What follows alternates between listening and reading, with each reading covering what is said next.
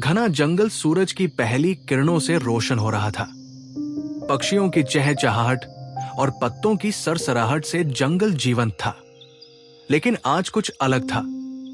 जंगल के बीचों बीच एक छोटी झील के पास एक अद्भुत और असामान्य दृश्य देखने को मिल रहा था। यह कहानी है एक चिड़िया जिसका नाम सुहानी था और एक मेंढक जिसे मिट्ठू कहते थे। दोनों की दुनिया एक दूसरे से बिल्कुल अलग थी।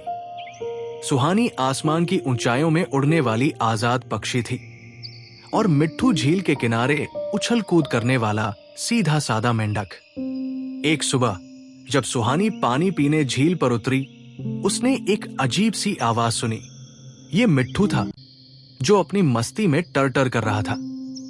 सुहानी को उसकी आवाज अजीब मगर प्यारी लगी। उसने मिट्ठू से पूछा, तुम्हारी आवाज इतनी अलग क्यों है?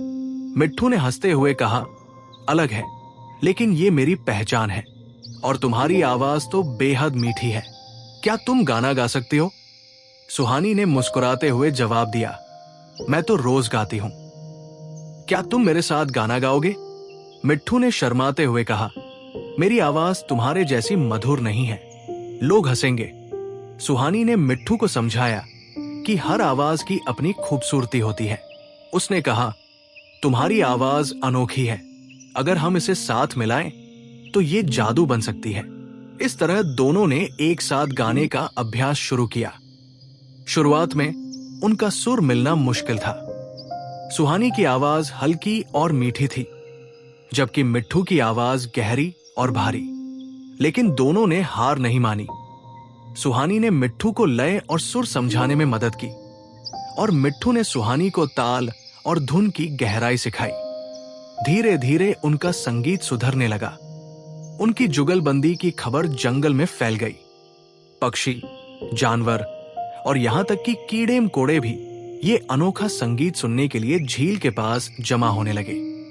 एक दिन भालू ने हंसते हुए कहा, चिड़िया और मेंढक की जोड़ी, ये तो मजाक है। लोमड़ी ने भी चुटकी ली, क्या मेंढक कभी सुर में गा सकता है? लेकिन सुहानी और मिट्ठू ने उनकी बातों पर ध्यान नहीं दिया। उन्होंने अपने अभ्यास को और तेज कर दिया। कुछ हफ्तों के बाद दोनों ने जंगल के सभी जानवरों को अपने पहले प्रदर्शन के लिए बुलाया। झील के किनारे बड़ी भीड़ जमा थी। सबकी नजरें सुहानी और मिट्ठू पर थी।